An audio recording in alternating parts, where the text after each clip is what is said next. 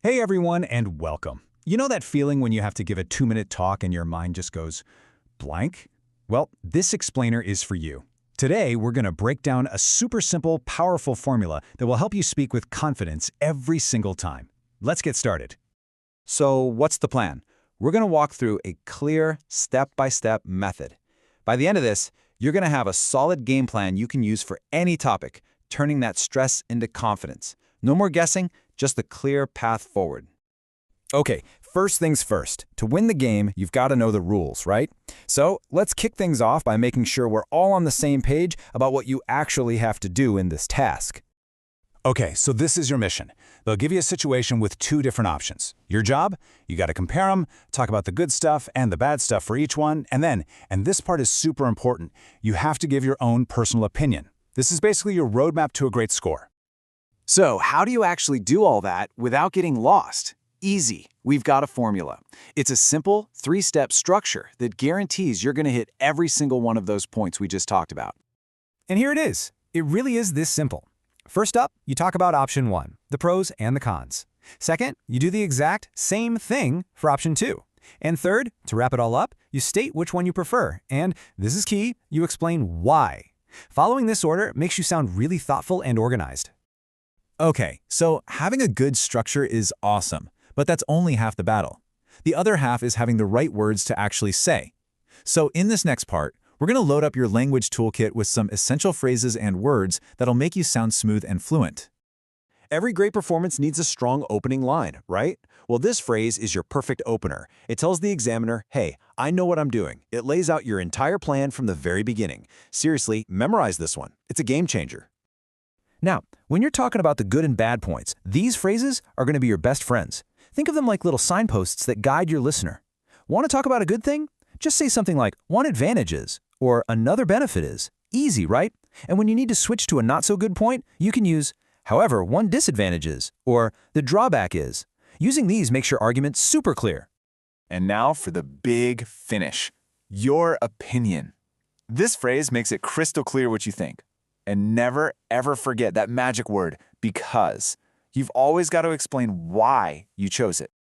All right, to make your talk sound smooth and not all choppy, you need what we call connectives. They're like the glue that holds your ideas together. If you're adding another similar idea, you'll grab a word from the adding list, like moreover or in addition. But if you're about to show a different side of things, you'll use a word from the contrasting list, like however or on the other hand. Makes sense, right? Okay, we've talked about the theory long enough. Let's see how this whole thing actually works in real life. We're going to put the structure, the starter phrases, and those connectives all together in a full example. You'll see, it's pretty cool. So, here's our topic.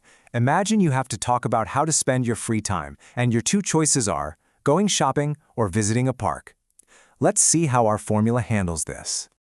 So first up, let's talk about shopping. We start with a good point. For example, you could say something like, one advantage of going shopping is that you can buy new things and spend time with friends. Then, right after that, you hit them with the downside. However, one disadvantage is that it can be expensive and tiring. See how that works? It's balanced, and it's super clear. Okay, now we're ready to move on to option 2, visiting a park. We start with its advantage. On the other hand, visiting a park is relaxing and healthy. And to finish off the comparison, we talk about the bad side of the park. But the drawback is that it can be crowded. And there you have it. We've covered both the good and the bad for both options.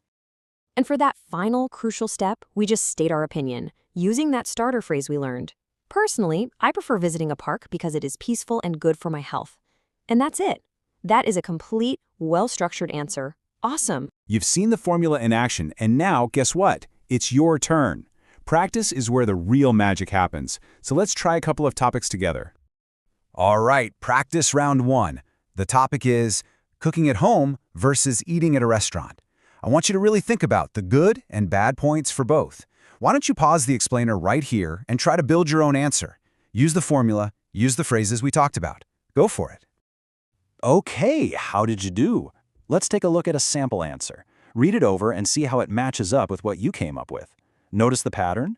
Option 1, pros, cons. On the other hand, for option 2, pros, cons. And then that final opinion. It's the same winning structure.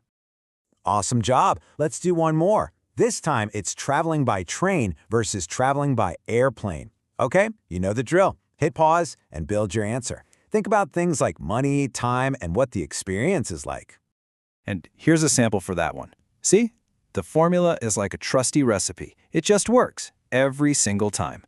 We cover the train's pros and cons, then we use "on the other hand" to switch to the airplane.